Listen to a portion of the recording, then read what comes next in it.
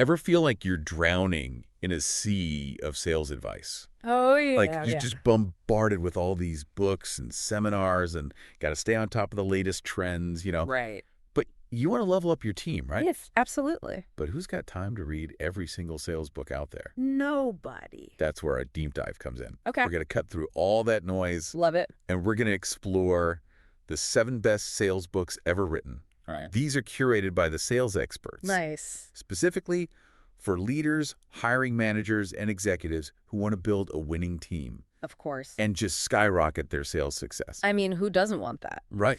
It's a really smart selection of books. Yeah. What I think is so fascinating is that these books aren't just about individual sales techniques. Okay. They offer a framework for creating a high-performing sales culture within your entire organization. Think of it as an investment, not just in your team's skills, but in your entire sales ecosystem. Okay, I like where this is going. So we're not just talking about closing more deals here. Nope. We're talking about building a foundation for lasting success. Exactly. The sales experts have grouped these books strategically, Okay. and they start with 2 foundational classics. All right, let's hear it. How to Win Friends and Influence People by Dale Carnegie, Classic. and Influence, The Psychology of Persuasion by Robert Cialdini. Oh, yeah, I've seen both of those. Yeah, I mean, let's be honest. Huh? We've all seen these titles, For sure. but have we really thought about how they apply to leading a sales team in today's world? That's a great point. How to win friends and influence people. I mean, it might seem almost too obvious. Yeah.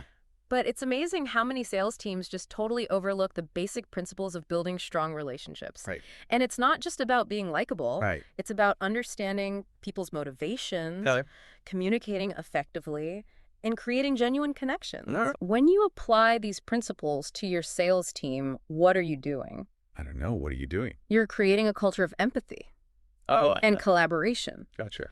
Imagine a sales team that truly understands their clients' needs and builds trust from that very first interaction. Yeah. That's the power of Carnegie's work. It sounds simple. Right. But in the high-pressure world of sales, sometimes we forget those basic human elements. We do. We do.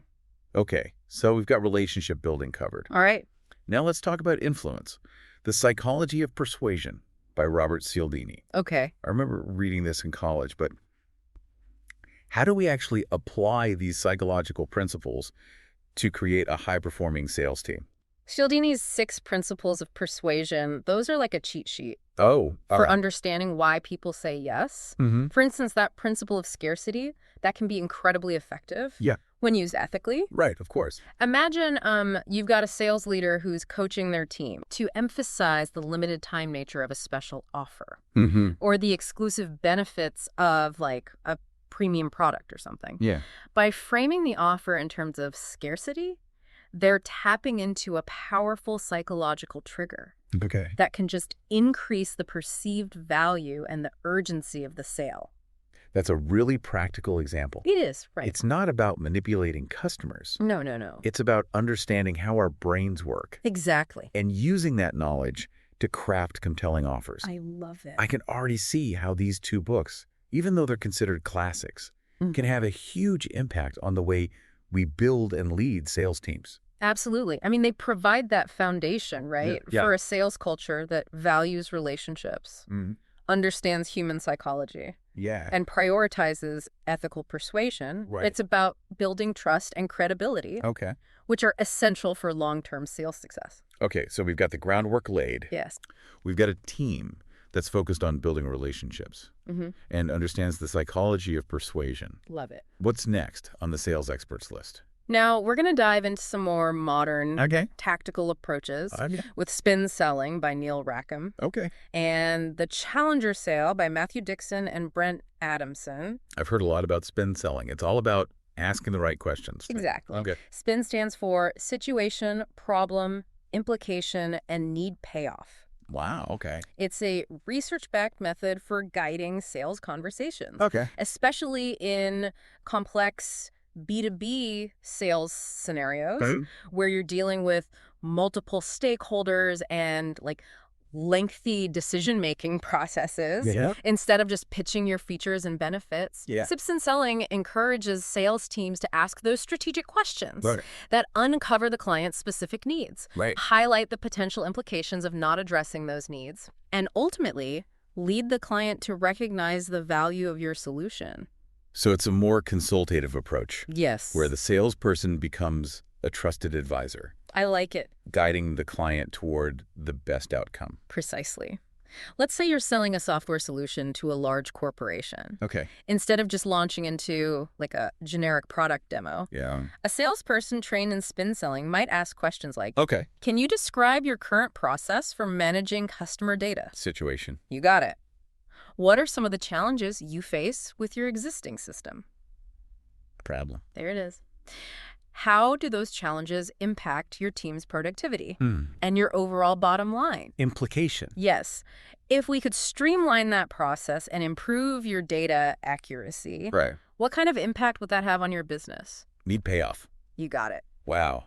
I could see how that line of questioning would be much more engaging For sure. and effective than a traditional sales pitch. Oh. It's not about pushing a product. It's about understanding the client's challenges and presenting your solution as the answer to their specific needs. Exactly. Spin selling is a powerful tool for positioning your team as strategic partners, Yeah. not just vendors. I'm already starting to rethink my entire sales approach. Uh-huh. But what about the challenger sale? Okay. How does that fit into the picture? The challenger sale takes a slightly different angle. Okay. It argues that the most successful salespeople, who are they? I don't know. Who are they? They're the ones who challenge their customers' assumptions Okay. and offer them unique insights. Got it. They don't just respond to needs. Right. They proactively identify problems that the customer may not even be aware of Wow. Okay. and present solutions that shift the customer's perspective. So it's about being more than just a salesperson. Yes. It's about being a thought leader, a disruptor, Right. someone who brings new ideas to the table. Exactly. Okay. Think of it as elevating your sales team from order takers to trusted advisors. That sounds incredibly powerful. It is. But how practical is it? Well, Can anyone be a challenger? Or does it require a certain personality type? the authors of the Challenger Sale, they argue that this approach can be learned Okay. and developed. Right. And they provide a framework for building a challenger sales team. Okay. It involves deep research and understanding of the customer's industry, identifying key trends and challenges, and then crafting tailored insights Okay. that challenge the customer's status quo. So it's not just about being aggressive or confrontational. No, not at all. It's about being well-informed, insightful, Yes. and able to guide the customer towards a better way of doing things. Exactly. Okay. And that's what makes the Challenger Sale such a valuable read Yeah. for sales leaders. Okay. It provides a roadmap for developing a sales team that can not only close deals, Yeah. but also shape the market and drive innovation. This has already given me so much to think about. I know, right? But we've only covered 4 books so far. I know. And I'm eager to hear about the rest of the sales experts' recommendations, Okay. especially how these insights translate into building a winning sales organization. Well, the next book might surprise you. Okay. It takes us beyond the traditional sales role All right. and explores the idea that we're all in sales, whether we realize it or not. It might sound strange, Okay. but in today's world, Yeah. we're all selling something, Okay. an idea, Right. a vision, Okay. even ourselves. The next book on the Sales Experts list dives into this concept. Okay. To Sell is Human by Daniel H. Pink. You've definitely piqued my curiosity. Uh-huh. How does Pink connect these broader ideas to building a successful sales team? Pink argues that in a world where information is readily available, Right. those traditional hard-selling techniques... They're becoming less effective. Okay. Instead, Yeah. he emphasizes the importance of soft skills Okay. like empathy, Okay. attunement, Right. and the ability to frame your message in a way that resonates with your audience. These skills, he argues, Yeah. they're essential, Okay. not just for salespeople, Right. but for anyone who wants to influence and persuade others. I'm starting to see the connection here. Yeah. If we're all selling in some way, Right. then these soft skills become crucial for everyone on the team. Yes. Not just the sales reps. Exactly. Okay. Think about a sales leader who needs to inspire their team. Right. Or a hiring manager who wants to attract top talent. Okay. These individuals need to be able to communicate effectively, build relationships, and ultimately sell their vision to others. So to sell is human. Yeah. It's almost like a leadership development book in disguise. Kind of, yeah. It's about recognizing those persuasive skills we all need to cultivate. Regardless of our role. Precisely. Interesting. And Pink doesn't just talk about the what. Right. He provides practical strategies for developing these skills. Okay, well, like what? He introduces the concepts of attunement. Attunement, okay. The ability to understand and connect with others on an emotional level. Yeah, okay. Buoyancy. Buoyancy. The ability to stay positive and resilient in the face of rejection. Okay. And clarity. The ability to articulate your message right. in a way that is clear, concise, and compelling. These are incredibly valuable skills for anyone. They are. But especially for sales leaders who are responsible for setting the tone and inspiring their teams. Absolutely. Okay. And think about how these skills can translate into building a stronger sales culture. Okay. Imagine a sales team where everyone is focused on understanding the customer's perspective, where they approach every interaction with empathy and a genuine desire to help. Yeah. That's the kind of culture that breeds trust, Okay. loyalty, and ultimately, sales success. I can see how this shift in mindset from selling to customers to serving customers can make a huge difference in the way a sales organization operates. It's a powerful shift. Yeah. And it's one that's becoming increasingly important in today's world. Okay, so we've covered 5 books. We have. That have given us a framework for building a strong sales culture. Yes. We've talked about relationship building, the psychology of persuasion. It's all connected. Strategic questioning, challenging assumptions, yes, and developing the soft skills of selling. Absolutely. What do the sales experts recommend for those final steps of actually landing those big accounts and consistently filling the pipeline? That's where the last 2 books on the list come in. Selling to Big Companies by Jill Konrath and Fanatical Prospecting by Jeb Blount. All right. They offer practical, targeted advice for tackling those specific challenges. All right, let's break those down. Let's start with selling to big companies. All right. What are some of the key takeaways for sales leaders who are targeting those enterprise-level accounts? Konrath's book is a goldmine of strategies for navigating the complexities of large organizations. She emphasizes the importance of understanding the decision-making process within these companies, identifying the key influencers, and tailoring your message to resonate with each stakeholder. That makes sense. It's not a one-size-fits-all approach. No. You need to understand the unique dynamics of each organization. Yes. And tailor your strategy accordingly. Exactly. Konrath also stresses the importance of building relationships at multiple levels within the organization. It's not enough to just connect with the primary decision maker. You need to cultivate relationships with influencers, champions, and even potential detractors. Wow, This multifaceted approach increases your chances of navigating up that complex sales cycle successfully. So it's almost like a chess game. Ooh, I like that. You need to anticipate the moves of each player. Right. And position yourself strategically to win the deal. That's a great analogy. Thanks. And Konrath provides a playbook for mastering that game. This is incredibly valuable for anyone who's ever felt intimidated by the prospect of selling to large companies. I agree. It breaks down the process into manageable steps and provides actionable strategies for success. Love it. But what about those who struggle with that initial phase? The dreaded prospecting. Fanatical prospecting. The final book on our list. Yes. Sounds pretty intense. I'm guessing this isn't for the faint of heart. You're not wrong. Blount's book is a call to action for salespeople. To embrace prospecting as a crucial part of the sales process. He argues that consistent, relentless prospecting is the key to filling the pipeline and achieving sustainable sales success. I think a lot of salespeople would agree that prospecting can be a grind. It can be. It's often seen as a necessary evil, but not necessarily something people enjoy. That's where Blount's book comes in. He provides practical tips and strategies for making prospecting more effective. And, dare I say, even enjoyable. I'm intrigued. How do you make prospecting enjoyable? Well, That sounds like a magic trick. it's not magic, Okay. but it does involve a shift in mindset. Right. Blount emphasizes the importance of setting clear goals, creating a structured prospecting plan, Okay. and tracking your progress. Right. He also encourages salespeople to embrace different prospecting methods, experiment with new approaches, Right. and find what works best for them. So it's about taking a more strategic and personalized approach to prospecting Yes. rather than just blindly cold calling or sending generic emails. Exactly. And Right. Blount provides a toolkit of strategies. Okay, like, From social selling to networking events to referral programs right. to help salespeople build a diversified prospecting approach Yeah. that aligns with their personality and strengths. This is starting to sound less like dreaded prospecting Right. and more like strategic relationship building.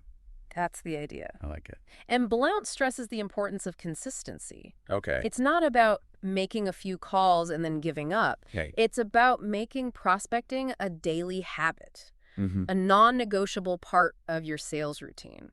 I could see how that kind of disciplined approach could lead to a much more consistent pipeline Absolutely. and ultimately more predictable sales results. Exactly. It takes the guesswork out of the equation. It does. And that's what makes fanatical prospecting such a valuable resource for sales leaders. It is. It provides a framework for building a prospecting culture within your team Mm-hmm. where everyone understands the importance of consistent effort Yeah. and is equipped with the strategies and tools to succeed. We've covered a lot of ground in this deep dive. We have. From building relationships and understanding the psychology of persuasion It's a lot. to mastering complex sales cycles and developing a fanatical approach to prospecting. Yeah. These 7 books offer a wealth of knowledge for sales leaders looking to build a winning team Absolutely. and achieve lasting sales success. Couldn't agree more. As we wrap up this part of our deep dive, Okay. I think it's important to emphasize that these books are just the starting point. They are. The real work begins when you start applying these insights to your own sales organization. It's not just about individual sales skills anymore. Right. It's about creating a culture of learning, growth, and continuous improvement. I like that. These books provide a roadmap Yeah. for sales leaders who are ready to take their teams to the next level. I love that idea of a roadmap Yeah. because it implies this is a journey, Right. not a destination. It is a journey. It's about constantly seeking new knowledge, challenging our assumptions, Yeah. and finding ways to improve our approach. Exactly. I think that's what makes the Sales Experts list so valuable. I agree. It's a curated collection of resources that can support sales leaders at every stage of their journey. It's like having a mentor on your bookshelf, Yeah. ready to offer guidance and inspiration whenever you need it. And speaking of mentors, Okay. I'm curious to hear your perspective on this. Right. If you could only recommend one book from this list Okay. to a sales leader who's looking to make a real impact on their team and their organization, which one would it be and why? That's a tough one. It is. There are a lot of good ones. They all offer such valuable insights. Yeah. But if I had to choose just one, Okay. I'd probably go with Influence by Robert Cialdini. Oh, that's a good one. It's such a foundational book. Okay. It helps you understand the underlying psychology of why people say yes. Right. And that knowledge is incredibly powerful, Yeah. not just in sales, but in all aspects of life. That's a great choice. Thanks. It's about more than just closing deals. Right. It's about building trust, Yeah. communicating effectively, and influencing outcomes in a way that benefits everyone involved. Exactly. Those are skills that every sales leader needs to master. I agree. Well, I think that's a perfect note to end on. Okay. This deep dive into the 7 best sales books ever written, as chosen by the sales experts, has been incredibly insightful. It has. We've explored a range of books, We have. each offering valuable takeaways for sales leaders, hiring managers, and executives looking to elevate their teams and strategies. Absolutely. Remember, the world of sales is constantly evolving, It is. so continuous learning is crucial. Could not agree more. Reading these books is just the first step. Right. The real power comes from applying these insights Yes. and adapting them to your own sales environment. I love it. So whether you're a seasoned sales leader or just starting out, I encourage you to explore these books, find the ones that resonate with you, Right. and then put those insights into action. Yes. Your sales organization will thank you for it. They will. Thanks for joining us on this deep dive. It's been a pleasure. Until next time, happy reading and happy selling.